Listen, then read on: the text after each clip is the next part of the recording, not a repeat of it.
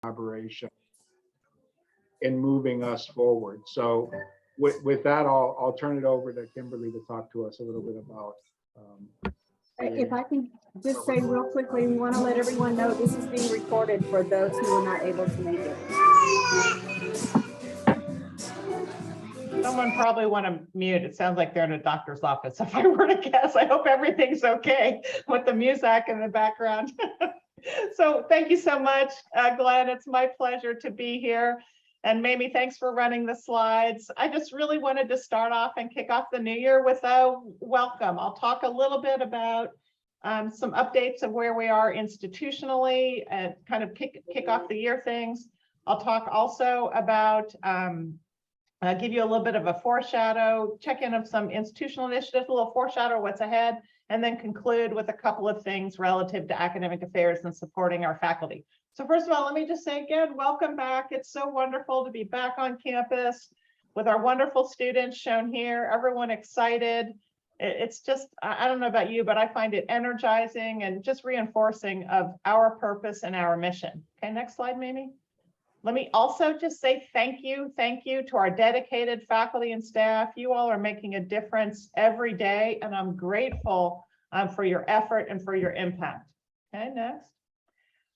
This is the time of the year when we welcome new faculty to join us. We have over 100 across the institution, both in tenured and tenure track positions, as well as in fixed term faculty.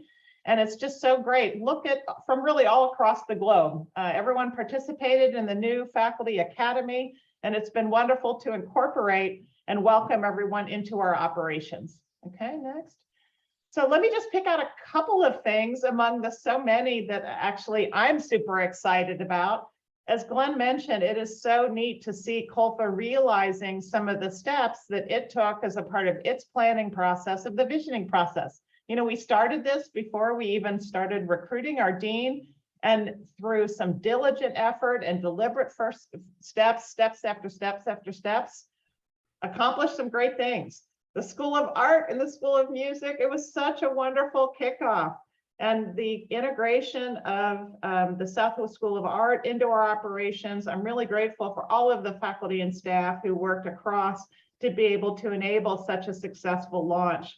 The UTSA Arts Enterprise focused around community engagement and connecting across some of the public-facing aspects of COLFA, I think is a really exciting opportunity. And then the flip side of that, the interdisciplinary school, I'm looking forward to see the faculty-led groups and what you all come up with relative to the next steps. So it's just a really exciting time to be in COLFA, and I think COLFA's contribution, not only to the university, but to our community and to our students will continue to grow through this process. So thank you, congratulations. Yay, I just think these two pictures so nicely encapsulate what we're all about. Obviously we have SOSA, one of the bright spots of many in COLFA, and it's great to see the welcome during Roadrunner Days. And then just a nice little snapshot that we see every day of our students cutting between classes and going to the things that's so meaningful. Now, I will say, I don't know why everyone has the same backpack on. That is not photoshopped in, but I think nicely represents UTSA. Okay, next. Okay, so I would be remiss if I didn't take a minute as we continue to claw our way. There you go, orientation group, that's awesome. As we continue to claw our way outside of on the other end of the pandemic, just to take a minute and remind everyone the steps that you can continue to take to keep yourself safe and to keep our community safe. The scientific evidence is clear. The best single step that you can do is to be vaccinated and to stay up to date on your boosters. You probably saw that the CDC recommended a bivalent booster that's actually come into availability. So please take advantage of those opportunities and stay up to date. We continue to provide all of the local health information on the Recovery Ops website. So please keep an eye on that because conditions do continue to change on the ground, and adjust your practices accordingly. Okay, next. It's not only about the health side of the equation. We've been doing many things at UTSA to try and mitigate some of the negative COVID impacts that we've had in our community. The first of which is continuing to embrace our role and responsibility in enabling college going. I am so excited the impact that we've had with the ability to expand our Bold Promise program. You all may remember that the UT System Board of Regents allocated a new endowment of $300 million to support $3 million more in aid at UTSA each year. That allowed us to increase the family threshold to $70,000 to participate in our Bold Promise program. And the result is this fall, we have 1,160 incoming freshmen who are now participating in this year's Bold Promise program. That adds to the some 900 the year before that and the 800 the year before that. So we are really expanding college going that I'm really excited about. One of the things we piloted this year is a new Bold Scholar residential program. These students are living, there are about 221 of them, are living in an integrated living and learning community in a renovated part of Chisholm Hall in triples with the idea that if we can support students to live on campus, they can fully engage in all of the on-campus activities, whether it be the leadership and opportunities within student affairs or all the academic things that happen on our campus. So we will be specifically evaluating that because we hope to be able to continue that program in other years. We also took the proceeds from the Scott gift, that's roughly $2 million a year, again, to increase financial aid, to increase college going. So next, it's not just about the dollars, it's also about what we can be doing academically. And I don't need to tell this group that we continue to see a little bit of a lag in terms of engagement and follow through. So one of the things we worked on centrally over the summer was to really make sure our students were getting enrolled. Student Success called over 5,700 students. Just think of that, 5,700 students they called. And that resulted in about 3,200 getting registered.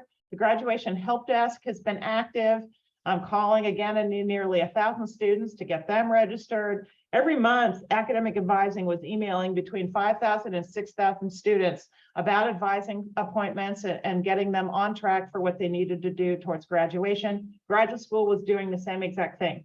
And so we've had a really successful year that we anticipate our enrollment will tend to be about what it was last year. So we're able to stem the tide of negative COVID impacts.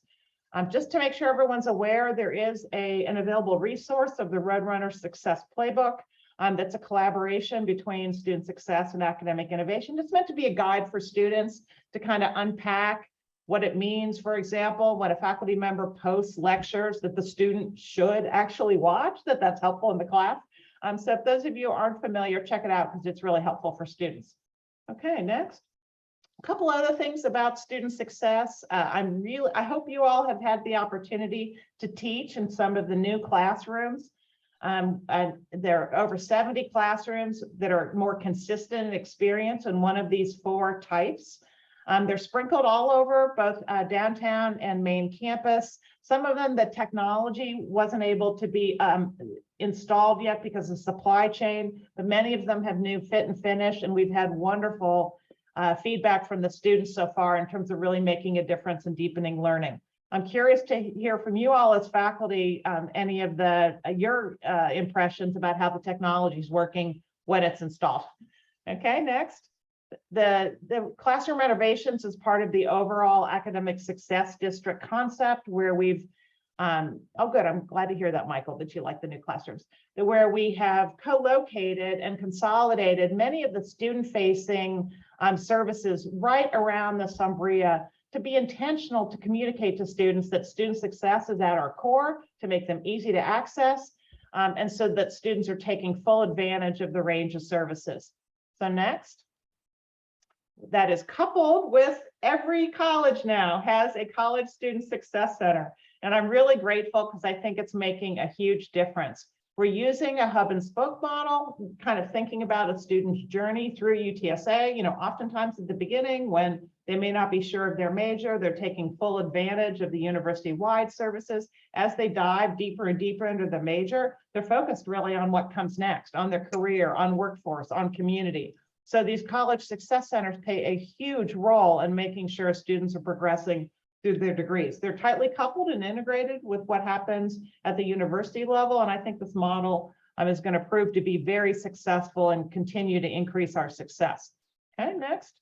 What's the bottom line? You see here, the bar chart reflects the number of degrees we've awarded in each year, and you see that steady increase. And then the line is the amount of time it takes students on average in that year to complete their degree. So really, we are awarding more degrees and students are earning them in less time. What a great success. And thank you all, each and every one of you, for your role in this success. Okay, go ahead. So I wanted to pick up on a couple things to make sure that you all were aware. So if you go ahead to the next one. I don't need to tell this college about the UTSA Southwest Campus. We did officially achieve all the terms of the agreement in June 30th, and we welcomed the campus into our fold. It's the 5th UTSA campus. We established the new School of Art in COLFA, yay, that was an integration of our faculty and students and our BFA degree from both the Department of Art and Art History and the previous Southwest School of the Arts. Thank you all for all of your work, whether it be evaluating transcripts, bringing in faculty, everyone that seems to be on their way. So it's just wonderful. We are in the middle or have begun the national search for the founding director. Sachs was here in August. We had no findings. And in fact, we are now on their agenda in December to be voted on affirmatively for it to be all good to go. And for those of you who have an inner artist and want to explore some of the community art classes, those run on roughly on a semester basis. I think this fall we have about 1,200 students, whether early in life and youth or whether at the other side, who are taking advantage of those opportunities. It's looming, it's ceramics, it's painting, the full range of artistic expression. So check them out if you're interested. If you haven't had a chance to visit the exhibition, the Kukuli Velarde, it is awesome. So go down, it's open, I think, between now and I want to say November 5th. It's just beautiful. And kudos to Scott Shear and all his work as the director of galleries. I just found it's such a meaningful and just awesome exhibition. We are also continuing to mount the community events, whether it be the gala in the garden and the art sale on November 2nd, whether it be Fiesta Arts Fair. So check those out. Those are currently on this website, and then we'll begin to migrate that website into our own shortly. Okay, next. ITC, another labor of love that we've been working on over this last year. And we have the national search underway for the chief curator and associate vice provost. Just a little bit about the process. It was about a 1.5 year long process, deeply embedded in our community. I know some of you, I think John Phillip, you were on one of the task forces. I know Glenn, you were on one of them too. I can't remember who was on the steering committee and who was on the task force. But those committees worked really hard to have 3 separate reports. Then they were brought together into by the steering committee into 3 feasible scenarios to be ensuring that ITC can be as vibrant 50 years from now as it has been for the last 50 years. So where we are in the next phase, that report was delivered to President Amy. All the information can be found on the website, is that we are undertaking a thorough evaluation of all 3 scenarios by professional subject matter experts. So that includes architects and engineers and land use planners, people who have expertise in that. And then all the material that is developed along the way and information, again, will be provided at the website, the regular visioning website below. I'm super excited by the new $250,000 grant that UTSA received from the IMLS in the Museums of America program. That's a great collaboration where we are preserving and digitizing ITC's audiovisual collections with our talented staff in special collections and libraries. I think there may even be some COLFA faculty involved, yes, if I remember properly. We've also hired Steve Kosiba. So Steve, if you're on, I'm glad you're here. Who is a joint hire between COLFA and ITC, one of whose role is to liaise between faculty and students and ITC opportunities that benefit our community. Okay, next. And then lastly, I'm sure you saw the email about NRUF, boo, kind of a bummer, but hey, we're not letting that hold us back. We're already preparing for the FY22 close. And even though we're not exactly sure of the next steps, we're still waiting to hear affirmatively from the coordinating board. We believe everything is on track. The searches that were NREF that were approved to proceed this year are going full steam ahead. So please continue your important work. And then the $1 million new investment in doctoral stipends in all colleges too is proceeding apace. So no change on our operational procedure. We'll go through the coordinating board process as it becomes available. Okay, next. Okay, so now I thought I'd pivot a little bit to looking forward to a couple things to expect over this next academic year from the institution. So first of all, before I dive into the campus climate initiatives, one of the things I wanted to just remind everybody is that no, go ahead to the next one. Thank you. Is that one of the piece of feedback that we heard loud and clear is, boy, we have really accomplished a lot over these last 5 years. We've done a lot over these last 5 years. And, you know, with the campus climate survey, what we're really trying to do here is not start a bunch of new things, rather to continue and complete some of the things that we've gotten started to support that feedback that we've heard from y'all loud and clear. So what's happening now with the campus climate survey, you might remember we had a survey, we shared the institutional findings, then the findings were disaggregated for each college and each division, and then plans are being developed within that division or college. And I know you all are working with your dean and your college level committee on your plan. What's happening this fall is those will be interlaced together. They'll be sharing back from the division lead. And then we will have a town hall or kind of forum at the institution level, reflecting how all of these college and division level plans fit together and comprise the institutional plan. So stay tuned for that. That tentatively is scheduled sometime in October, and look forward to your participation therein. And then we'll pivot to implementation again, that's college specific and division specific. All right. And then next, we have the Hispanic Thriving Institution Leadership Council. You all know that we earned the Seal of Excelencia in 2020, and goodness gracious, it's now 2023 almost. And so we are up for our recertification.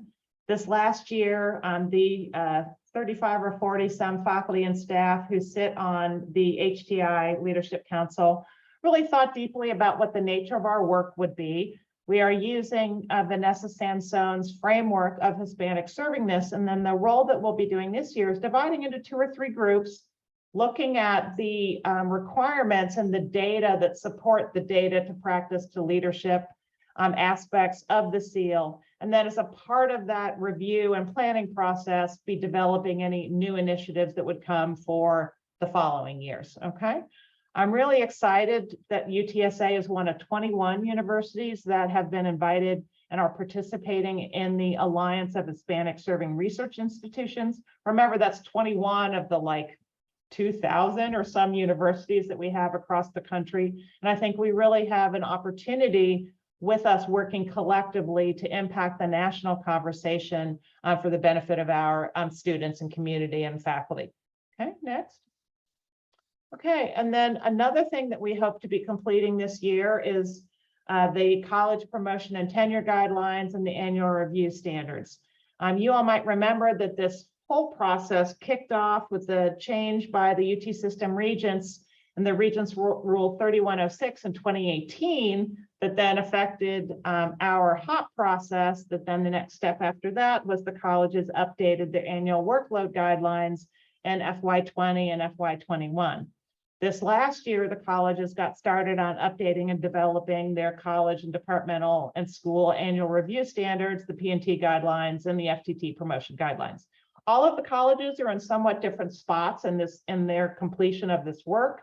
It's led by the dean with college-based committees. So for those of you who serve on the committees, thank you. And I'm hoping that each of the colleges will wrap this work up this year. What we're doing in faculty success is we're making sure that each of those guidelines have the same information in them. Of course, the standards vary by discipline and by college, but at least there's consistency and access of information across them. All right.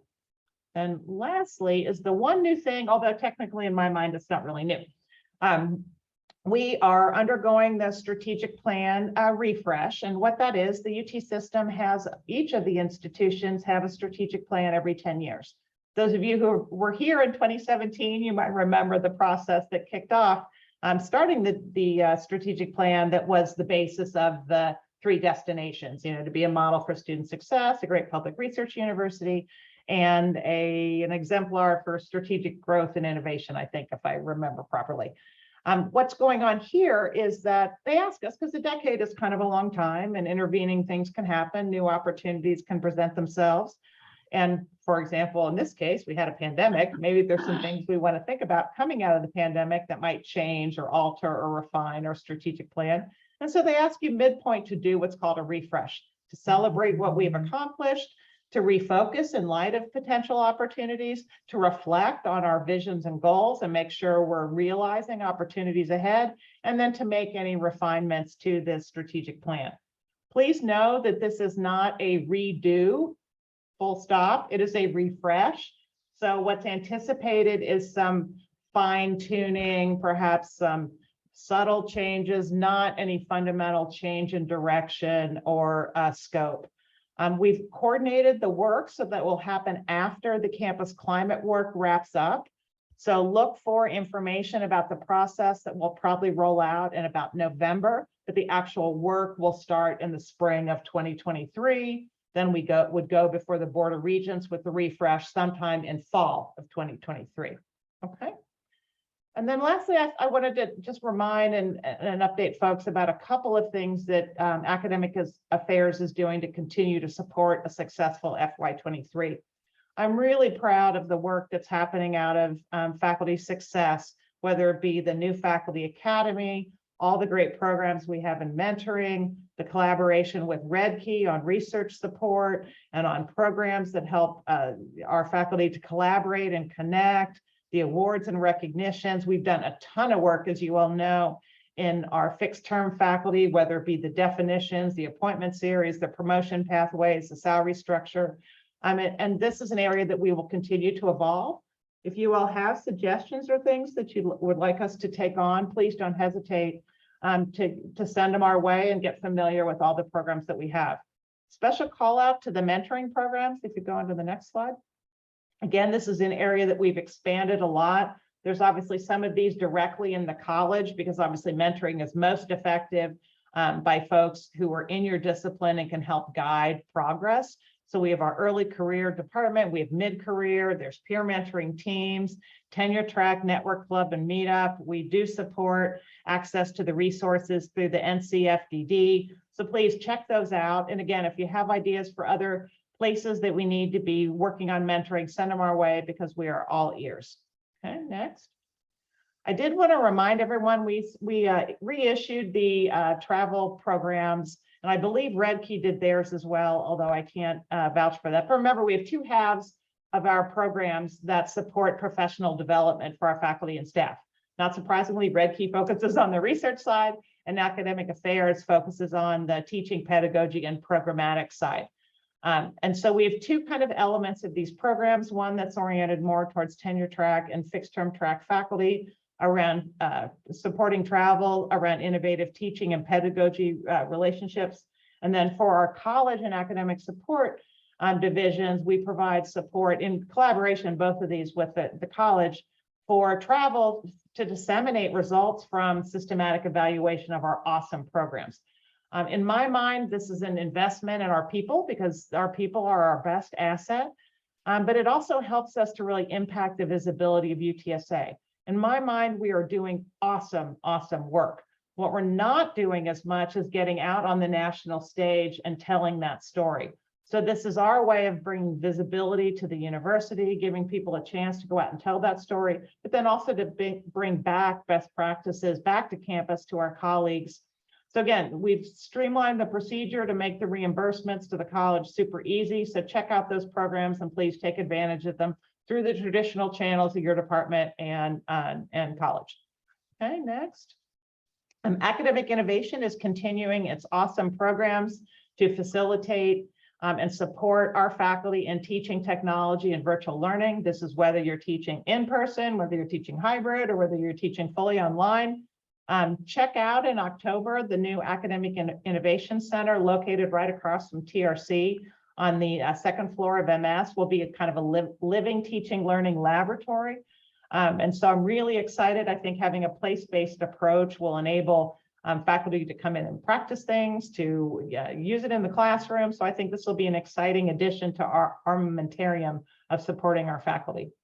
And then lastly, I wanted to call your attention to the support we provide relative to undergraduate research and the student portal that's both meant to facilitate matching students with faculty, but to support faculty in their work directly with students. So our Career Engaged Learning Group has job posting templates that can help you post your opportunities for being in working alongside with you. They help with position posting and handshakes so that students are aware and you can recruit students for these positions.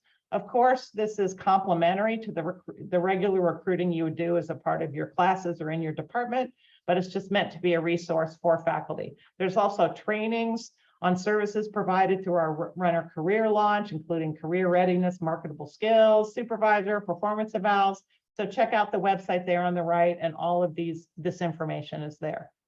Okay, and I think that's it. And I just wanted to say thank you, thank you, thank you. I'm looking forward to a great academic year and working all with you. Yes, Annie, the slideshow will be shared with COLFA. I will send it to you PDF and y'all can do with it however it's useful. Happy to take any questions if anybody has any. Just good to see all the little thumbnails around the screen. Wonderful. Well, thank you very much. I'll get it sent off. And if you have any questions, you all know where to find me. Thank you. Let me see if I can leave this. I lost my mouse here. Thank you, Dr. Espy.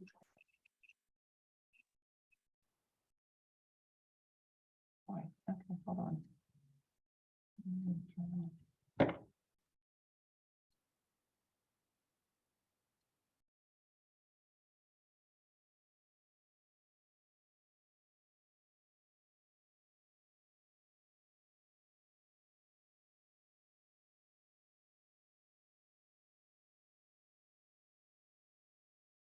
William, you're muted.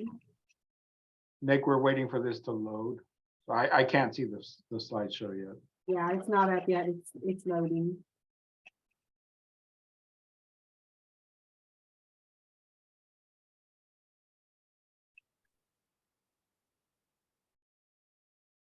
Earlier we tested. Oh wait, sorry. He had to step out and step back in. And I had to admit him. Sorry, team, my Zoom crashed and I'm trying to figure out what's going on right now. Oh, wow. Okay. Well, I'll just pull it up here on my desktop whenever I have and talk through.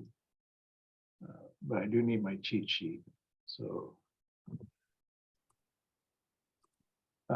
welcome back, everyone. It's really just a delight to be here and to be welcoming those who are joining us this academic year, as well as to congratulate those who have had tenure promotion cases decided. So I want to start by welcoming some of our new faculty.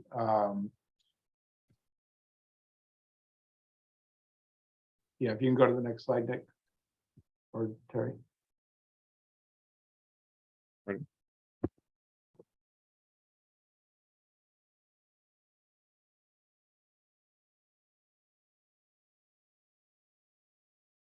Can you all see this? Sorry, I am. We're on the welcome. We see it, Nick. We're ready for you to click to the next slide. My thing is crashing again.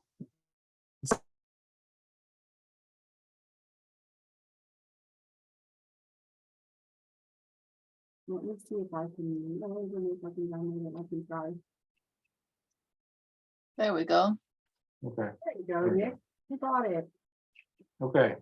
Sorry for the technical difficulties, folks. But so just to welcome our new colleagues who are joining us. Justin Boyd comes to us from the Southwest School of Art, assistant professor in the School of Art. Jennifer Becker is joining us in the Department of Communication. Silvia Fernandez in the Department of Modern Languages and Literatures, and Camilo Nieto Matiz in the Department of Political Science and Geography.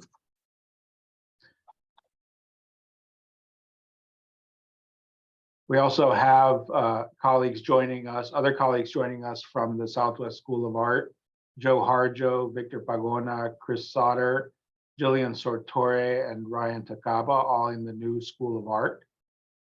In the Department of English, Marisol Cortez is joining us. Jordan Boyd and Jiang Lee in the School of Music. Ada Samarripa in the Department of Modern Languages and Literatures. And in the Department of Philosophy and Classics, Mel Webb, Carla Bottoni, and Chris Stratman all joining us. So welcome to all of you. Faculty promotions, we had 4 colleagues promoted to assistant professor on the tenure track: Isaac Bustos, Juan de Dios Mora, Jessica Nolan, and Miriam Sobre from music, art, philosophy and classics, and communication, respectively. We also had promotions to associate professors, tenure, and promotions to full professor. So I want to congratulate Kimberly Fonzo, Bobby Tokunaga, Luca Pozzi, Marcus Hamilton, Ovidio Hiberga, Libby Rowe, Omar Valerio Jimenez, Stacy Davis, Mel Laracy, and Sue Hum. Congratulations to all of you on earning this achievement and this milestone in your career here at UTSA. Just announcing some new department school leadership. Paul Ardoin is serving as interim chair of the Department of Philosophy and Classics. Chad Mahood is serving as interim chair of the Department of Communication. Wing Chung is serving as the chair of the Department of History. And I very much appreciated working with him as interim chair last year and seeing him move into a full term of chair and a season of leadership for the Department of History. Wing Chung is joined by Abe Gibson, who's serving as assistant chair in the Department of History. Libby Rowe is serving as interim director for the School of Art. And Stacy Davis and Cassandra Keeling are serving as acting director and acting associate director, respectively, of our new School of Music. Finally, at the Dean's office, we have some new leadership. Omar Valerio Jimenez is joining us as the Associate Dean for Diversity, Equity, Inclusion, and Justice.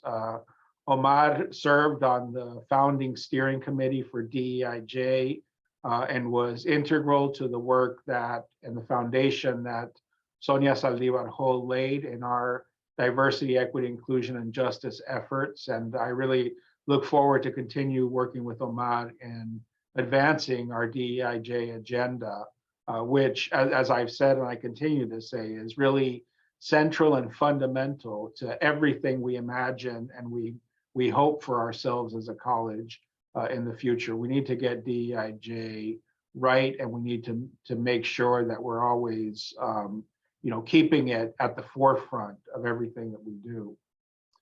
Tracy Cowden will be joining the Dean's Office leadership as the Special Assistant to the Dean for Community Engagement and the Arts. And we'll give Tracy a minute to talk about her plan and vision in just a moment. Scott Shearer is taking on the role of Director of Galleries. We now have our main campus gallery. We have the Russell Hill Rogers Gallery at UTSA Southwest, and Scott is taking the lead with his team on ensuring that we have well-curated shows, for the foreseeable future in our excellent galleries.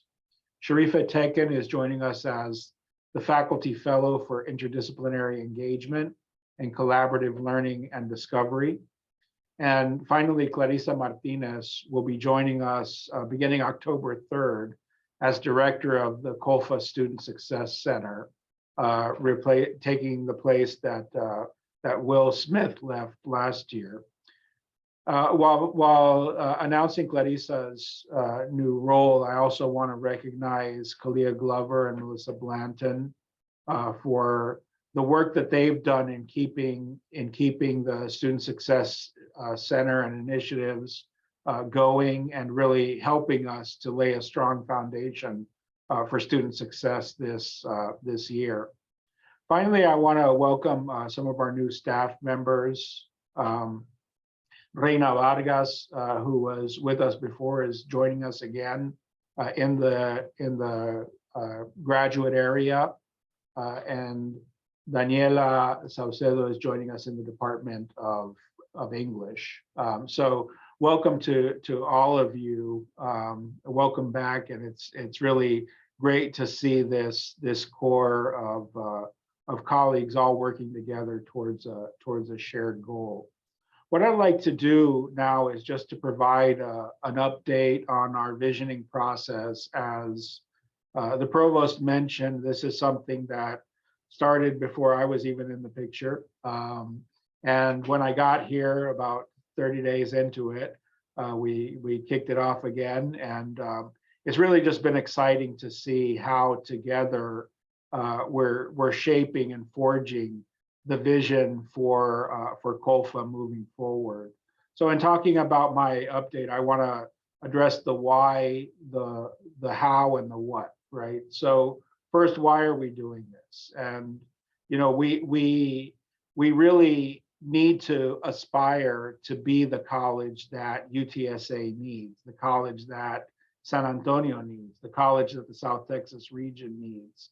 And you know, that to me means that we are a impactful undergraduate education provider, that our undergraduate majors are expansive, diverse, and reaching multiple aspects of our community. I have shared with you that my goal is at the end of my term that we will be approaching or surpassing the 8,000 mark in our number of undergraduate majors. Currently, we stand at 3,484 majors, and that is down from last year.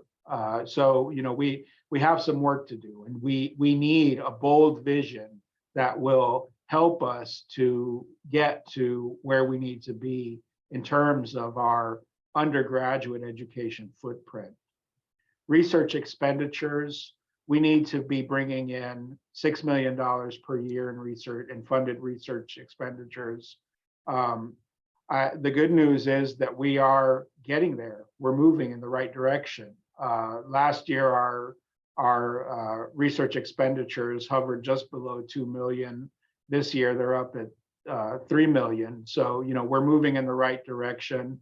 And Jason will give you more details on the kinds of things that are going on in our research enterprise and how we're moving forward. Doctoral programs, we need to be a contributor and you know, a partner to the university as it seeks to maintain R1 designation. And to do so, we need diverse doctoral programs that are you know, putting out into the academy doctorally trained individuals. Currently, we have 2 outstanding doctoral programs, one that is celebrating its 20th anniversary this year in English. And we really look forward to celebrating that milestone in our PhD in English, and also our PhD in anthropology. And I would be remiss if I didn't point out the immense and Herculean effort that the anthropology PhD program went through this past year as part of the NRUF qualification process, right? So we were tapped in, you know, maybe it was November, to put together a self-study and be reviewed externally in somewhere around February, right? So in a very short amount of time, we put together a major in-depth review of the program, and the Department of Anthropology, the colleagues there, Jason, Jamin, Thad, and everyone in that unit really put their best foot forward and the doctoral program was evaluated with flying colors and really took us just that one step closer to the NRA funding that we really need to continue growing and moving as a tier 1 institution for San Antonio. Finally, fundraising. We're currently around 5 million a year. Our capacity is much greater. We're working towards 27 million in fundraising over the next 5 years. And Jessica Hernandez will talk more about our activities in that area. One thing I can say after having visited with many folks across the city and the region is that there's real excitement out there for supporting COLFA. There's real excitement for supporting our arts enterprise, for supporting our humanities, for supporting our social sciences. So, these are areas where I think we are really on the cusp of achieving these aspirational goals. So that's why we're doing this. And I'm going to continue repeating this. If you're not asking why, I'm still going to tell you why we're doing this. And then after 5 years, you can hold me to it if we didn't get in the right place. So that's why we're doing it. So next is, what are we doing? I characterize our new COLFA vision as three things. First, we are recommitting to arts education and reigniting UTSA's place in the arts in San Antonio and beyond. Second, we're reimagining the humanities. And third, we're bolstering social science research. So that's what we're doing. How are we doing it?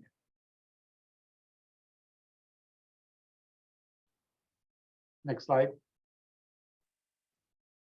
Here we go.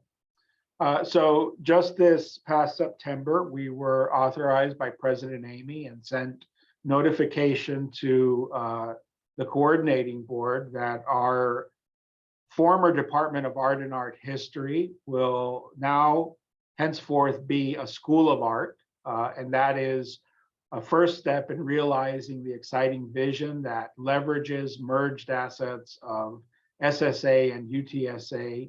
We are a School of Art that operates on 3 campuses with a variety of capabilities from ceramics to sculpture to small metals to large metals to woodworking to painting, all across the board. So I'm really proud of this new School of Art and really looking forward to how we live into this new identity of the only School of Art in San Antonio.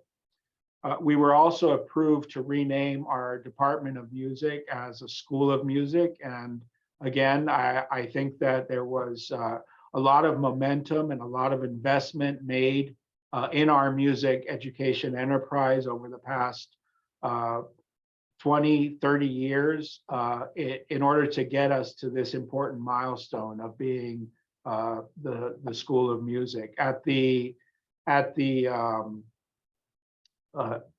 event that we held in the recital hall in the Arts Building, I mentioned to the colleagues in the schools of music and art that this is really the down payment.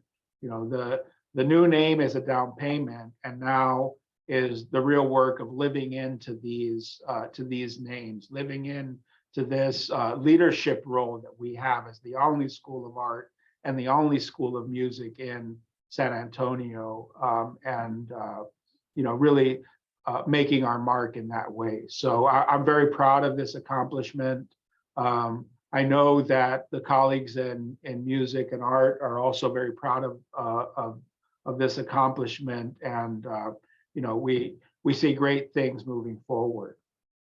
In addition to our work around the arts, we're also making significant investments in our Center for Archaeological Research with our new director, David Yelisek, is really making changes and moving that enterprise forward in really significant ways. And I don't get tired of really pointing out how CAR has been supporting COLFA for many years in taking a leadership role in externally sponsored research and bringing that into our fold.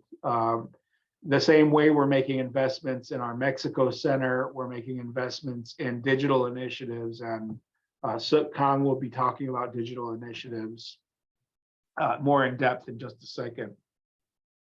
We're also working on the development and sort of the architecture and planning of a new interdisciplinary school that will be sort of a makerspace for development of programs in areas that are exciting and attractive to students, borderlands, environment, health, global issues. And we really think that that's going to help us to expand our footprint in the area of undergraduate majors. We are developing the Department of Communication into a new School of Communication. That is a process that we're launching this semester, and we envision ongoing over the next couple of years till we get to that point. But we're very excited about that component of our vision as well. And finally, the creation of UTSA Arts. Our special assistant to the Dean for Community Engagement and the Arts, Tracy Cowden, will talk a little bit more about UTSA Arts. UTSA Arts, I really view it as an essential part of a large, arts education enterprise at an R1 institution. Every arts program really has two functions. One is the academic function and the function of forming artists, and at the same time, a function of public-facing performances and enriching the community through artistic endeavor. So can we go to the next slide?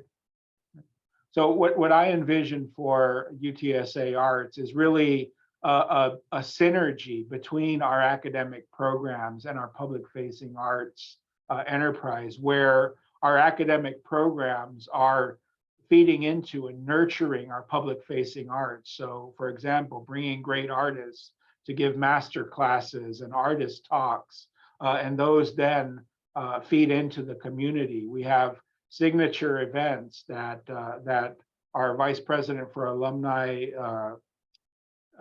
for Advancement and Alumni Engagement really help us to carry out. And Dr. Espy talked about the gala that Southwest School of Art used to run. We will continue that moving forward, building community support and patronage for our artistic endeavors. Putting on exhibits and performances for the community that then lead to partnerships with arts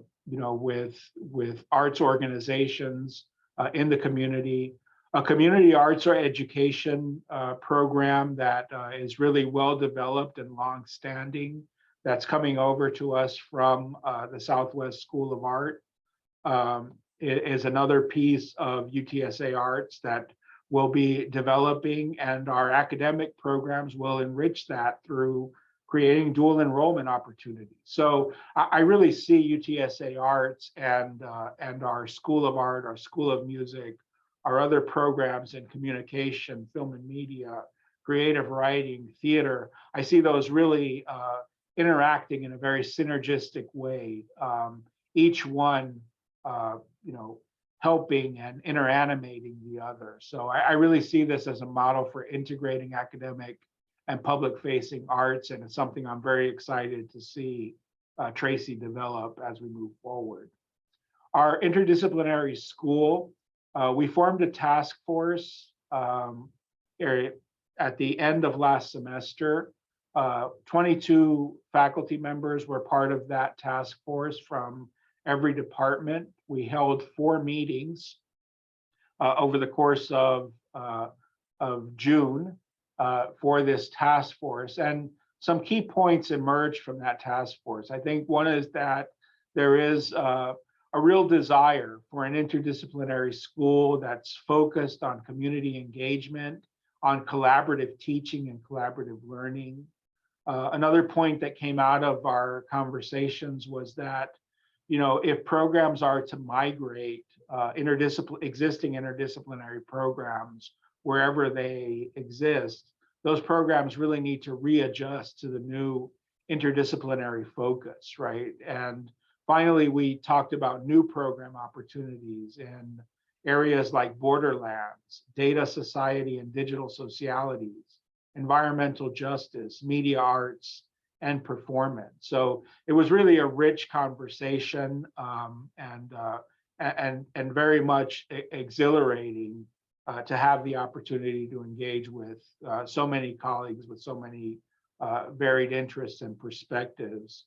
The next steps are that we will release a chronicle. It's not a report. There's no recommendations, no graphs, no nothing. It's just basically telling everyone what it is that we did, right? So we'll release that chronicle in the next couple of days. We will invite the colleagues in COLFA, the entire community, to engage with the task force during office hours or pláticas, as I like to call them. And then finally, we'll engage in a naming process to really find the right nomenclature for this exciting interdisciplinary school that's focused on community engagement and collaborative teaching and learning. Moving forward, we will, this task force will be divided up into 3 groups, one to look at policy, another one to look at programming and curriculum, and then another one will be a search committee. And that gets me to my next point, which is to announce the faculty recruitment approvals that we were able to get this year. I do want to really recognize the hard work of our chairs this past year. This past year, we decided to adopt a new approach to faculty recruitment requests, where chairs worked with their faculty colleagues and identified the areas that needed to be filled, and then came together as a community of chairs and really talked about, well, what are these specific needs and where is there areas for overlap and for convergence in the new generation of faculty that we're bringing into UTSA. And that process, it was an iterative process. We took our time. We started this, I believe, in December. We started our conversations around this and had them all the way through towards April, when we were needing to put in our requests. But it really generated a level of success that we had not seen before. My first year here, we had 22 faculty recruitment requests. We were approved to search for 2 of those. So that's less than a 10% success rate. This year we had 11. Requests. We were approved for 6. So that's a pretty good approval rate, right? And I really want to thank and recognize the chair's hard work in improving our success rate in faculty recruitment. So the hires that we were approved, we identified a potential cluster and connected hiring initiative around new media. We were able to identify areas in digital communication, digital music, and videography as key to new media and complementary to the work that's already going on in sound installations and other types of film and media, and new media that's happening in the college right now. In the area of the interdisciplinary school, we were able to get a approval to hire an assistant professor in biological anthropology with a focus on human health. This would be a position that's connected to medical humanities, that provides our students in medical humanities, perspectives from biological anthropology. We're very proud of that search moving forward. We'll also be able to hire for an interdisciplinary scholar in the humanities. This person will be the director of the new school that we are creating, and will also be the holder of the Brackenridge Chair. This will be an open rank search. And finally, as Provost Espy mentioned, we'll be searching for a founding director of UTSA's School of Art. So those are the search, the approved searches. Our department chairs and college leadership are working to form committees. So we'll be knocking on your doors, and we hope that you will participate in this really important part of our college life. So with that, I'll turn it over to my colleague Nathan to talk about undergraduate. So always with all the exciting new initiatives, opportunities for growth, there are always those items that actually require some vigilance on our part. And I want to just draw our attention to recent undergraduate enrollment trends.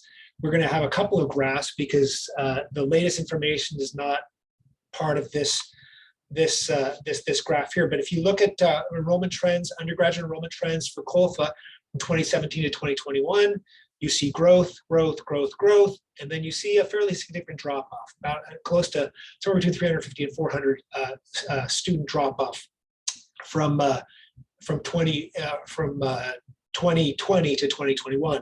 Let's go to the next slide.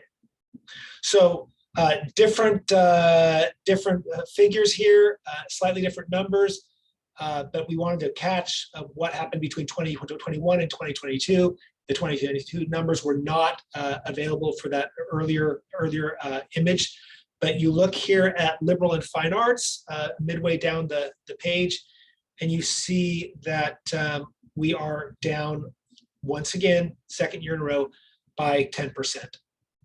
So what does this mean? We're not going to drill down at a departmental level right here, but obviously we need to be vigilant about these things. Enrollments when it comes to the IRM budget model, enrollments are very important, and we can't do all the things that we want to do if our enrollments are not strong and if our enrollments are not heading in the right direction. So our chairs have a charge to look at the numbers regarding each department and the majors within those departments, and try to see what's going on. And the departments, as departments, we need to meet, we need to review that data. We need to try to look at trends. Are these UTSA specific? Are there national trends that are affecting our disciplines? What are best practices that are out there? What are programs that are growing? What courses are enrolling well? What courses aren't? Can we find trends? I know looking at some of the data that I understand better, I can begin to pick up on trends. I think as a college, we've talked about maybe some of the factors. I think that COVID perhaps affected liberal and fine arts enrollments more than some other colleges for a variety of reasons. And these are things that we can talk about, but what we need to do is we need to make sure that we're creating a curriculum. There are a lot of things we can do, but as far as the hat I wear as Associate Dean of Undergraduate Studies, we need to look at our curriculum, we need to look at the programs we're offering, the courses we're offering, majors, minors, certificates, and we need to kind of always be on a front foot, creating programs that meet the needs and the interests of our students today. Let's move on to the next slide. So speaking of that, this year is an undergraduate catalog year. For those of you who don't know what that means is that we're only able to update our catalog every 2 years. We're only able to introduce new courses, new programs, new majors, new minors, or adjust our majors, fix roadblocks, change requirements to meet new standards, new ways of thinking about our disciplines. That process begins now. We can begin entering new proposals into the system November 1st, chairs know what I'm talking about here. But all curriculum changes, all program changes, all new courses need to be uploaded by May 1st. So really, we have a full academic year to get on this on this and make the changes that we need to make to create programs or to adjust programs so they're attractive to students. So at least we do this part of making sure our enrollments are heading in the right direction. All this being said, I just want to announce that UTSA has now joined a consortium of 30 other universities involved in curricular analytics. So UTSA, as an institution, is going to be helping us and looking carefully at time to degree, persistence rates, graduation rates, the complexity of our programs, bottlenecks, and they're going to be able to compare our own programs, our program in Spanish, our program in English, our program in political science, our program in geography, to 30 other programs across the country to see, how are we doing? And then do we have some of the same bottlenecks? Do we have some of the same kind of problem areas that have been identified in other programs? And then we can see the best practices.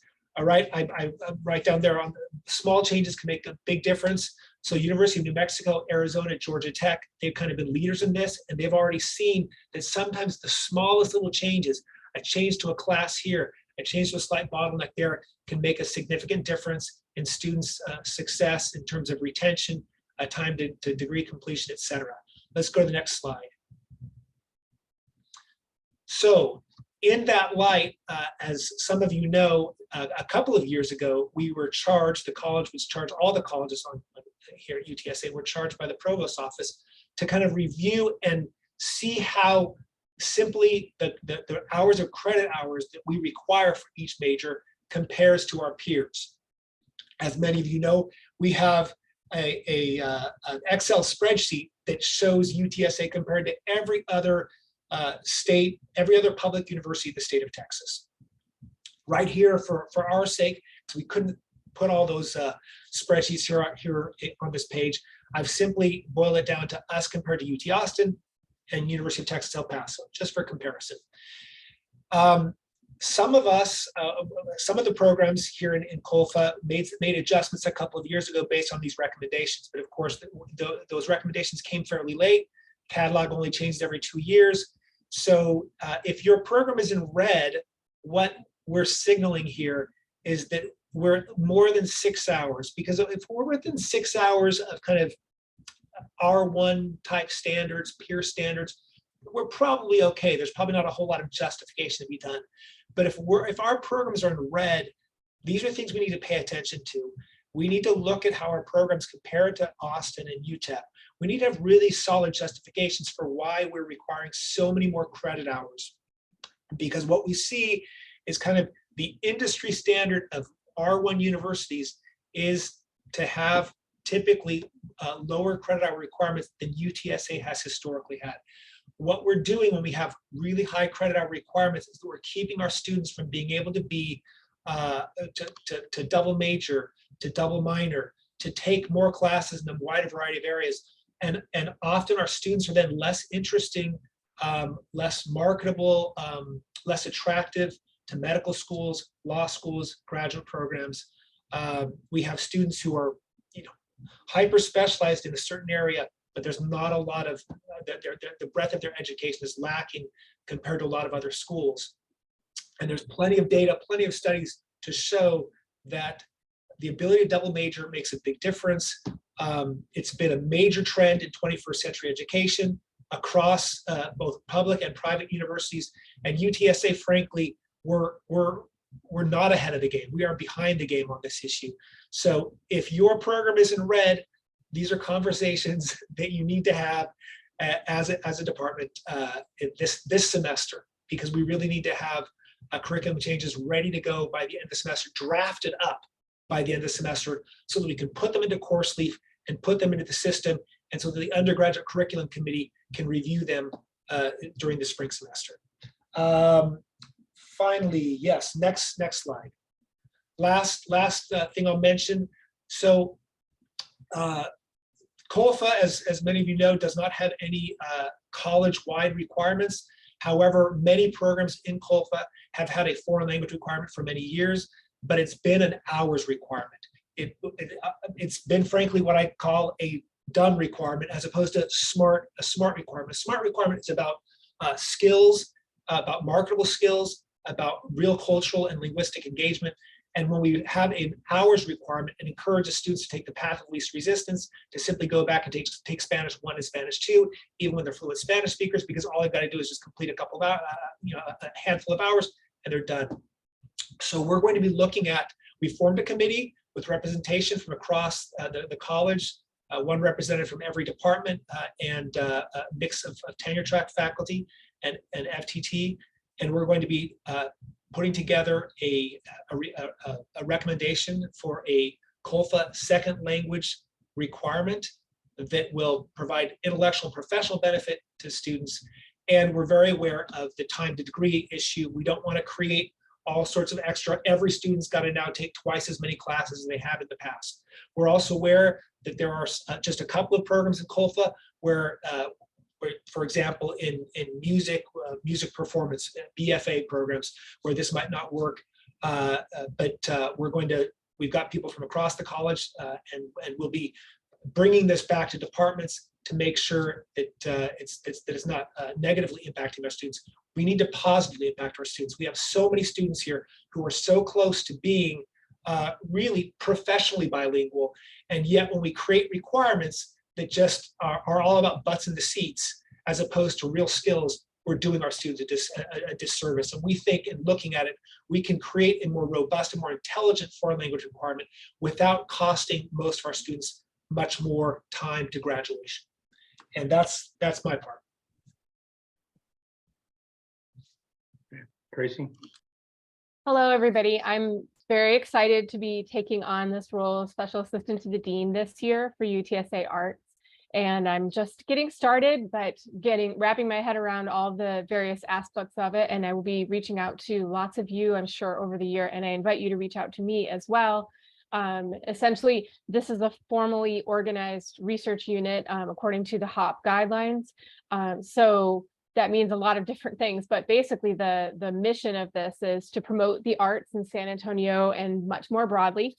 And this, we will be dealing with, as Glenn said, all of the public facing elements of the arts at UTSA, from concerts to exhibitions and guest artists from all sorts of disciplines coming to engage with our students in the wider community. I'll be working to build relationships with community artists and arts organizations. And one of the other, so if you have, I should say, if you have particular community arts leaders or community arts organizations that you think I should reach out to, let me know, because San Antonio is an amazing community with a really broad range of amazing arts organizations. And I would welcome your suggestions and your help in making those connections. Fostering interdisciplinary collaboration is a big part of what we want to do as well. And so a couple of things I want to say about that. First of all, is to remember that dance is a part of the School of Music already. So we already have that element, but we want to keep expanding what we're doing. The School of Music is doing a really neat collaboration with architecture right now. And then, of course, we had the Defining Moments program last year that was such a great example of what can be possible when we work together across the university. So I'm really interested in fostering that. A couple of things that will help. One is the dean has charged UTSA Arts with bringing collaborators from multiple units together to around key areas of development, such as new media and gaming studies. And I had a great conversation with the College of Science dean about this yesterday, and he was really excited to hear that. In addition, we are going to be joining, the university is going to be joining the Alliance for the Arts in Research Universities, which is otherwise known as A2RU. And this is an amazing kind of exclusive network of universities across the country that are doing really interesting programs in music, art, design, and interdisciplinary collaborations. And it comes with, our participation comes with some really interesting opportunities to foster faculty research and student research. And so you look for more information from me about that down the road.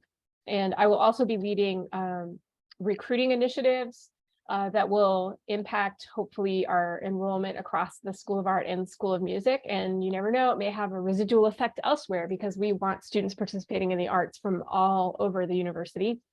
And the other aspect is, of course, the community art programs and community music programs. And we have lifelong learning programs in both the fine arts and in music. So I'll be bringing together all of those elements. So things that we already do, like string project, the summer camps and workshops in music, the community arts programs during the academic year and during the summer down at UTSA Southwest, and some new initiatives. I'm just going to put a little plug in. We are getting ready to announce, and you'll see publicity about this coming out shortly, a beginning band for veterans through the School of Music at UTSA called Encore. And it's free to participate. Instruments will be provided. And so if you know veterans who might wish to start some music learning in their life, please send them our way. And there will be information on our website and social media accounts about that. So with that, I will stop there and just invite you to reach out to me if you have any ideas or questions about what we're doing.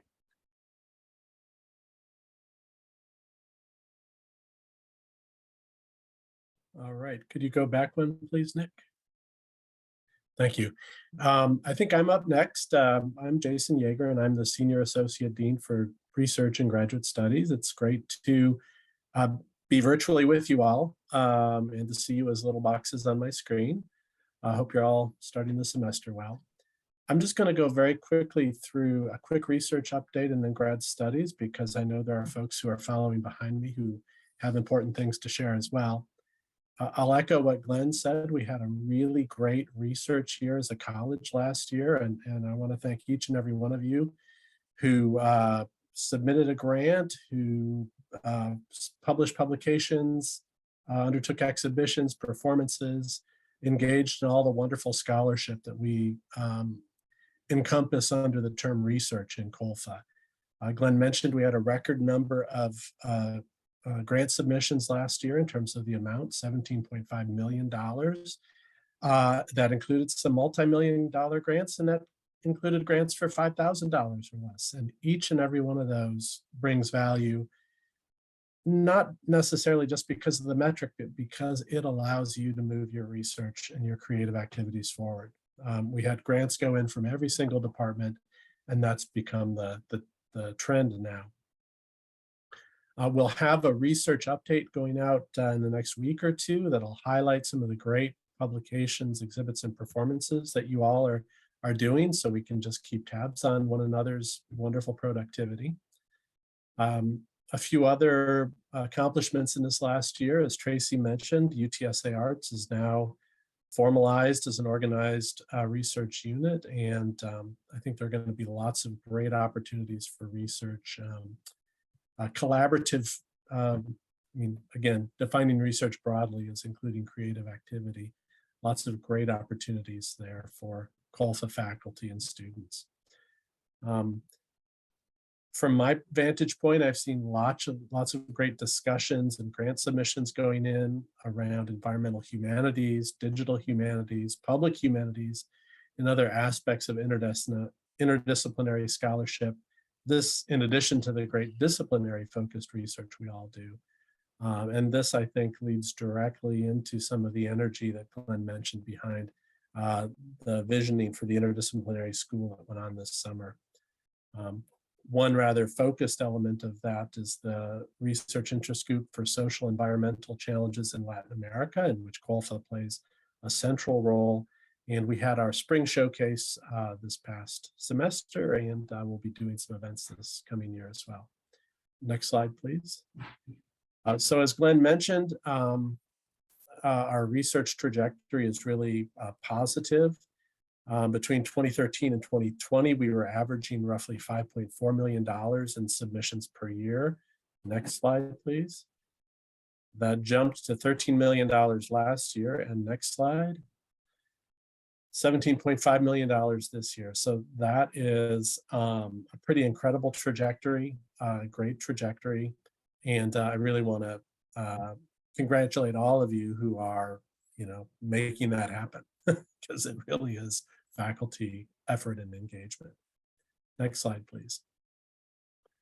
I would be remiss if I didn't also mention and thank and applaud our Senior Grant Development Coordinator, Jenna Gonzalez, who has also been a really important player in moving the needle on granting, because she is there as a resource to you to help you identify grant opportunities or help you work to better prepare stronger proposals for opportunities that you've developed. Jenna is an incredible resource. If you haven't met with her already, I would encourage you to do so. She can really help you and be a great resource. She puts together a weekly grants opportunity newsletter that should be coming to your inbox. If it's not, check your clutter. That was happening to me for quite a while. And that's one of the many resources we have for the team. We have a few other programs listed there. I won't go through them just because of a lack of time, but we really do want to do everything we can to facilitate your granting activities. And of course, also your other scholarly activities. Each department has a representative on COLFA's Committee for Research and Creative Activity. That's a way for faculty to send ideas up to the college or to identify obstacles that you're running into regarding your research endeavor or your creative activities. And we want to hear about that because we want to try to help remove those obstacles. You can also always contact me directly. I'd be happy to meet with you and hear about, you know, your successes, your challenges, and opportunities that you're excited about. Finally, the last thing I'll say about research, is that we are working on a research handbook for the college, Jen and I and the committee, and hope to get that to you this year. Moving on to graduate studies, last year was a great year. We've continued to improve funding packages for both new and continuing graduate students. We had a lot of students graduate last year, which obviously is what we want to see. 90 master's degrees and 3 new PhDs awarded. And then we took care of some administrative stuff. We were always trying to improve our processes and make it simpler for students, faculty, and GARs. That really rests on the shoulders of Mary Tudor, who's our senior program coordinator in COLFA for graduate programs. And she's now joined by Reina Vargas, who's also joining us as senior program coordinator for graduate studies focused more on our PhD programs. And, you know, with that team, we are here to try to do everything we can to help you and your students succeed. Next slide, please. So over the last few years, our enrollments have been climbing really nicely because of really proactive recruiting efforts on behalf of all y'all and our GARs and chairs. Next slide. But last year wasn't quite so great. We had a little dip, in part because we graduated a ton of students, and in part because our recruiting has tapered off the last couple of years. Some of that I think is due to national trends. Some of it is due to our uninspiring web presence. I'm happy to say that very little of that drop is due to students dropping out. Our attrition rates really changed very little with COVID. And that I think is testimony to all the efforts that our faculty make to help our students succeed. So again, thank you for that, for all your work with our students. Next, please. We are going to really make a big recruiting push again this year. And part of that will be taking full advantage of a new web presence and web page for prospective students, future Roadrunner. We'll talk more about that. And then the other big task for this year will be thinking forward to the next revision of the grad catalog, which will happen next year. But if we want to add new programs, degree programs, certificate programs, new PhD programs, as Dean Martinez mentioned in his intro, we really need to get those sketched out and fairly well developed this year in time to go through the approval process with ample time for their inclusion in next year's catalog. I'll close by just thanking everybody again, all of you, for your efforts in both research and graduate education. It doesn't happen without you. And as always, I'm here as a resource for any questions or concerns you might have. Thank you.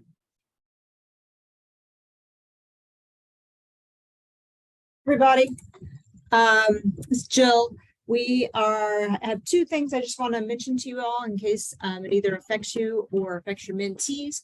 There's a new mentoring plan at the college level. It's up there on the screen. Very open to feedback, what works, what doesn't work.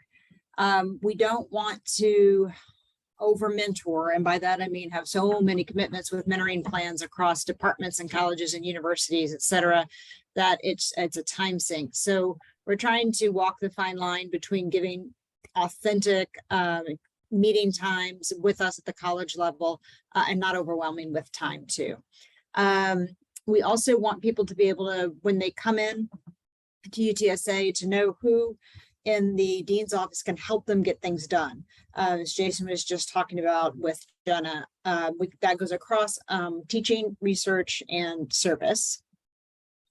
Next, please. This is something that everybody's mentioned so far. It's our College Guidelines Committee.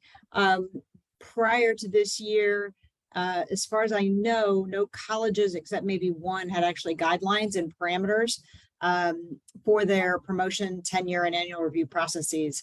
So we got together in the spring, a lot of you are on it, 3 different committees to draft college guidelines for annual review, FTT promotion, and tenure and promotion.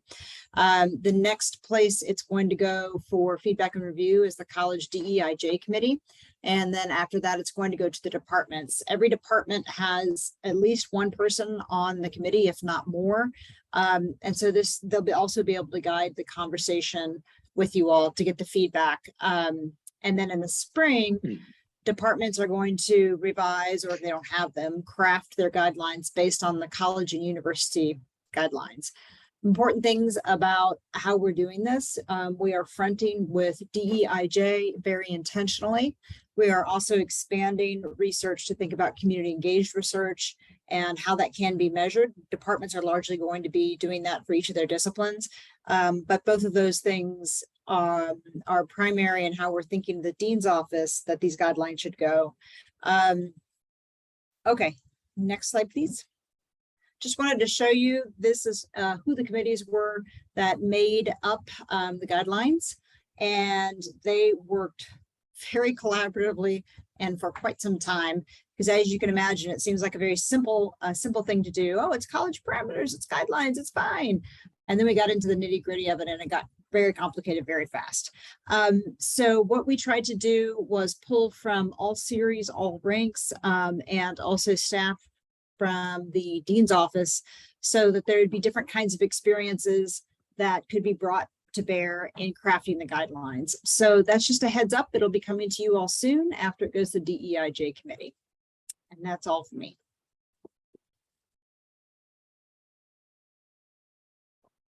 Hi, everybody. It's Jessica Hernandez. So I know Dean Martinez talked a little bit about our Be Bold campaign. This is the big UTSA campaign that you probably have heard about, or if you haven't, you're about to hear a lot about it. This is a campaign for our future. Can you go to the next slide? So this is a $500 million comprehensive campaign, basically over a 10-year period. The public launch is going to happen on October 6th, just in next month.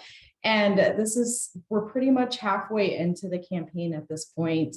But this is by far the largest fundraising campaign in UTSA history. The last campaign in 2009 was $180 million, just to give it some perspective. It's a really huge campaign. And they say the second part of a campaign is the hardest part is the public part. So the public launch, after the public launch. So we'll see how that goes. There are 3 distinct destinations for what UTSA is kind of centering all of their fundraising efforts around and what they're trying to accomplish. And that's student success, research excellence, and strategic growth. Next slide. So the university goals, because it's called a campaign for our future, we want to maintain where we are now and keep going. And so we're wanting to maintain our R1 classification. We want to increase the university endowment to $400 million. And we also want to grow strategically to 45,000 students and over 2,000 faculty. And I know that COLFA has a big part of that. We're trying to increase our students, our majors. So this is, we're really involved in, or really COLFA is a huge part of this campaign. We're trying to increase the number of endowed chairs and professorships to over 300 across the university and build over 5 million square feet of new facilities and space across the university. Next slide. So COLFA goals within this campaign is back to those three main components: student success. We want to make scholarships to be able to attract and recognize high achieving students. We want to have more of these endowed scholarships. We want to have research excellence by creating more endowed faculty positions. And this, of course, fosters excellence in research and supports efforts to recruit and retain highly qualified educators, researchers, and administrators. And for strategic growth, it's capital projects where we want to be able to provide necessary spaces to stimulate learning, research, creativity, and collaboration among students and faculty. And that, as you all know, we need that across campus and specifically at COLFA. And so that's what we're working towards for this very large campaign that you guys will be invited to a couple of events. Everyone on faculty and staff are invited to an event on October 6th, and you'll probably be seeing an invitation for that coming from University Advancement.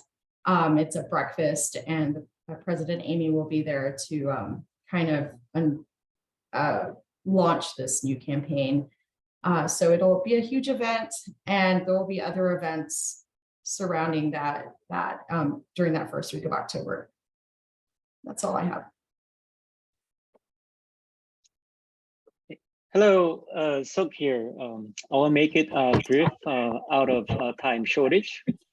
Here's some updates from digital initiatives. Here, 2022, 2023 collaborative digital humanities fellows competition. Its theme is digital storytelling. So it is to open a forum that discusses digital studies and digital humanities in COLFA. So deadline is tomorrow, so the information has been already out. So thank you to Dean Martinez for program approval, and also Dr. Sylvia Fernandez for her advice from the beginning, and also the review committee who are now here on this program. The second one is data visualization internship, currently with 12 interns from different colleges. This is an interdisciplinary internship program. We are analyzing and also visualizing the data provided by UT Health, the Veterans Military Institute. Thank you to Suham, Micah Wright, and Kat Weigel for organizing and managing this internship. Another internship is a digital video marketing internship with 16 interns from COLFA. In partnership with Academic Innovation, we are now making videos, top quality videos for the historic and well-known large nonprofits in San Antonio. Thank you to Ernesto Hernandez and also Willie Sheffer of AI for their support and other assistance. Next slide, please. Another one is a digital curation grant Dr. Esky mentioned. This is from the Institute of Museum and Library Services. That amount includes matching. So that digital initiative is participating as a co-PI. And thank you to Amy Rushing, who is the PI of this grant. And also we are doing that all the digitizing ITC collections. Another one is a COLFA Startup Initiative in partnership with Student Innovation and Entrepreneurship. We are developing our own startup program for our students and faculty. So if you are interested, please contact me. We have 2 grant proposals in preparation. One is a digital health grant proposal. The theme is building a culture of health. So we are developing new digital health programs that can benefit our community. The target funder is Robert Wood Johnson Foundation. The second one is cybersecurity education in COLFA, how we can develop this that fits into our program in this college. The target funder is a National Security Agency. So if you have if you need more information and interest, please contact me. Thank you. Hi, everybody. Nick Ward here, Associate Director for Communications. I just want to share with you where we are in terms of the College Web Redesign Project. So for those of you who do not know, Academic Communications, under the charge of Rebecca Luther and John David Garza, who heads up the web team with Academic Communications, has been charged by the Provost's Office and the President's Office with helping unify websites, college websites across the university. And they are, you know, this has been said before, right? You know, hey, we're going to have a new system. Hey, we're going to have new templates, new visuals. You know, it's been reiterated a few times, but we are actually well deep within the process now. The reason you're seeing School Data Science here, they were the first ones up to have their website well created for the first time. School Data Science, in a moment of irony, there actually did not have a website for a longest time. It existed purely under the Provost's Office. Let me jump ahead here. But they were the first one to have a go at this. As such, they were the ones to first sample some of the templates, some of the third-party modules, and the new content management system, Cascade. So they were kind of the guinea pigs. They were the ecosystem for really establishing what we can do and what the new visual look of the university websites will be into the future. CLESI, College of Engineering and Integrated Design, was up next. They are launching very soon. School Data Science only came up probably within the last week or so. Engineering looks like they're going to be up sometime in the next probably month or so. I'm thinking maybe in the next 2 weeks, in fact. It looks like, don't tell anybody this, but it looks like we're being bumped ahead a little bit. HCAP is next. I know their communicator has been in discussions with John David Garza's team, and I believe actually we're going to be up next following that. They've been handling these at a rate of probably two concurrently, and I'm hoping now that they've gone through some of that iterative phase of discovering what is possible with the new system with School Data Science, that it should hopefully move pretty quickly for us. You'll see right here, this is kind of a listing of the timeline of between kickoff, which was essentially Academic Communications providing us with a backend system for us to start creating our website, and deployment, which for us is listed all the way into April of 2023.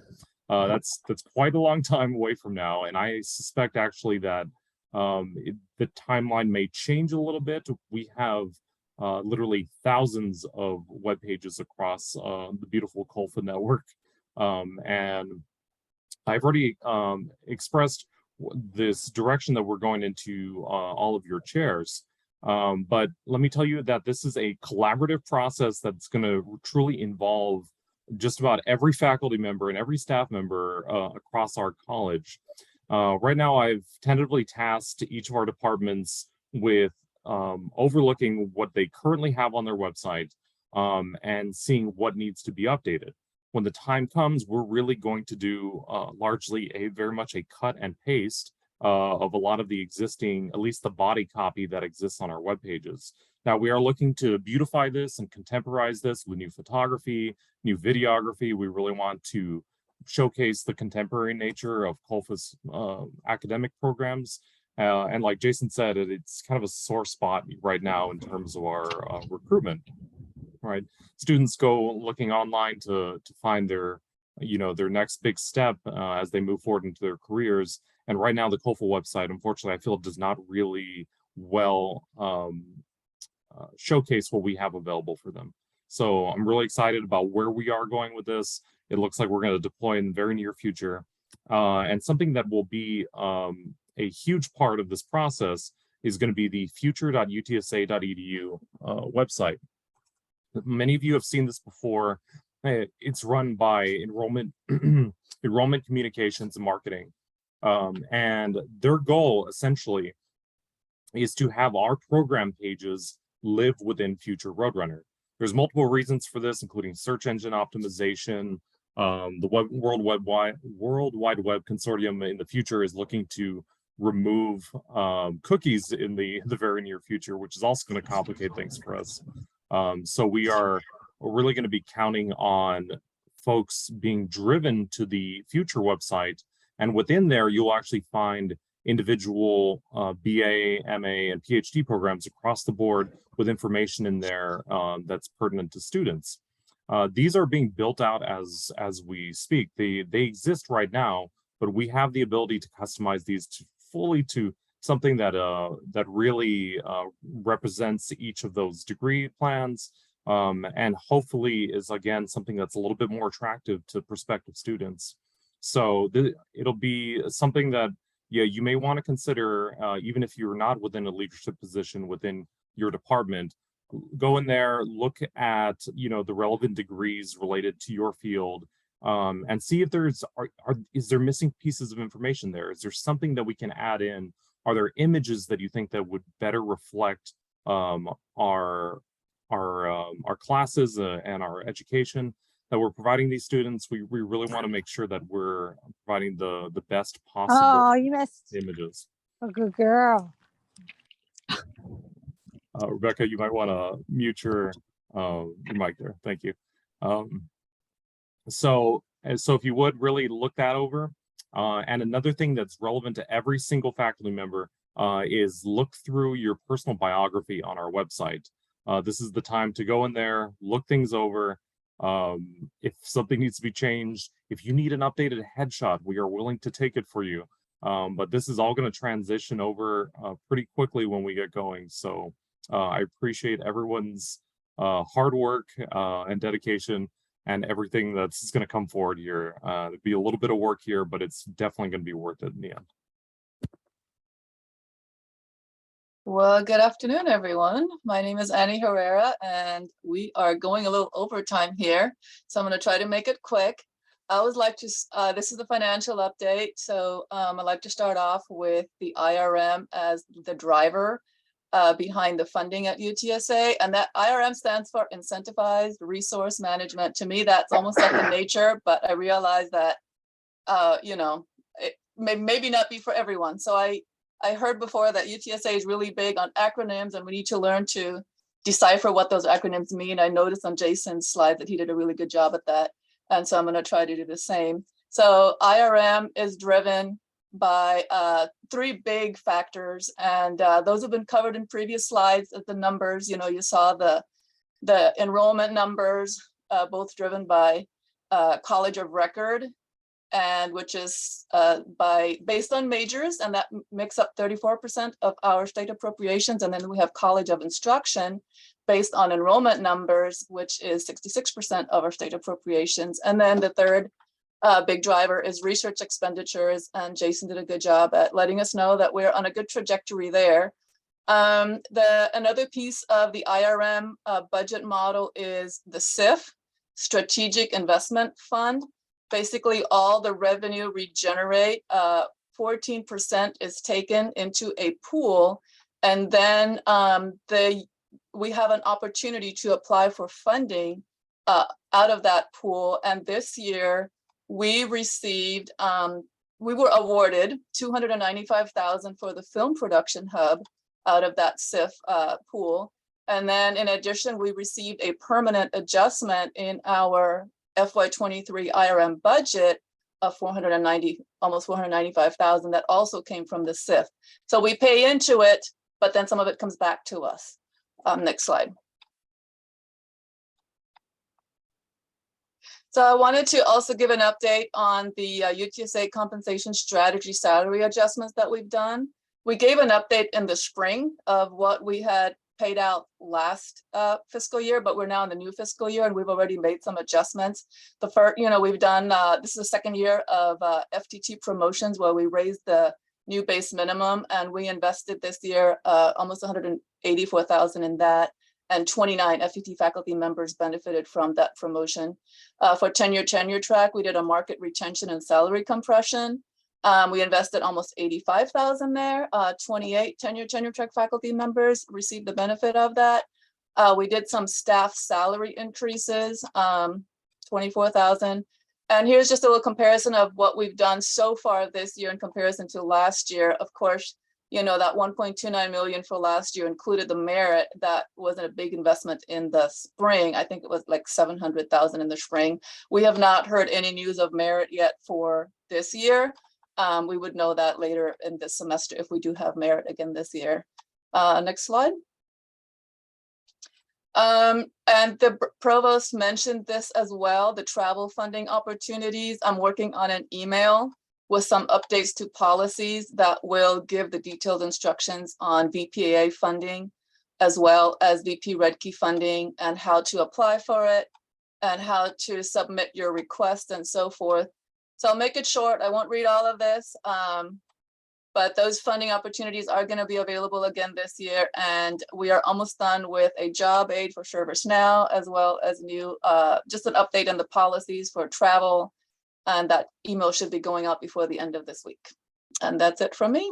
Good evening, folks. Okay. All right. Well, thank you everyone for attending and for sticking with us. Just a couple of final announcements. We'll be doing Dean drop-in hours. Stay tuned for that. Terry will give, basically this is a time, you know, each week, since now we're on campus, we're kind of more face-to-face. There'll be time for you to come in. You know, you'll be limited to maybe a 10-minute agenda or something like that, but you know, it's time for you to drop in and tell me what's on your mind. And if we need more time, we can always schedule that. But stay tuned. Terry will be sending out the specific day when that happens, both on the main campus and on the Southwest campus, where I spend my Monday and Tuesday mornings. So there's Monday and Wednesday mornings. That's it for me. Omar, do you want to just say a couple of words before we sign off? Sure, yeah. Well, thank you, Dean Martinez. I just want to say that, so I'm the new Associate Dean for DEIJ, and I'm going to try to continue the initiatives that Sonia Salivar-Hall began last year. And our goal is really to transform COLFA to become more diverse, equitable, and inclusive. Last year, I was on the steering committee and we formed 4 subcommittees: outreach, diversity statements, curriculum transformation, and hiring, promotion, and retention. So all the 9 last year, the 9 departments in COLFA sent a faculty representative, at least one, and some also sent graduate student representatives. So I'll be reaching out to some of the chairs, department chairs, in case we need to replace faculty representatives or student representatives. I just want to say that I'm excited to be doing this work. I think it's very important work. And as we know, most universities, like including UTSA, embrace the ideals of diversity and inclusion. But as we also know, many fall short. And so especially in hiring, promotion, and retention. So I think it's exciting to be doing this kind of work. And I'm guided by the work, the scholarship of scholars who have shown that diversity, whether it's gender, race and ethnicity, religion, or sexual orientation, that diversity increases creativity and innovation among faculty. So I look forward to working with you, and I welcome your suggestions. Thank you. Yeah. And thank you, Annie. Brianna Castillo is also another new staff member joining us under Nick's team. So welcome, Brianna. And Clarissa, would you like to say a couple of words as you're joining us? Sure. Hello, everyone. I'm so glad that I was invited to join this afternoon and was able to meet with you all. And I will be on campus starting on the 3rd, and I look forward to working with each one of you and getting on this momentum that obviously is taking the college in a new direction. So look forward to meeting and to working with you in the future. All right. Okay. Well, thank you, everyone. I hear Sosa playing out in the Sombria. So. All right. Thanks, everyone. Have a good evening. Thanks, y'all. Thank you, everyone.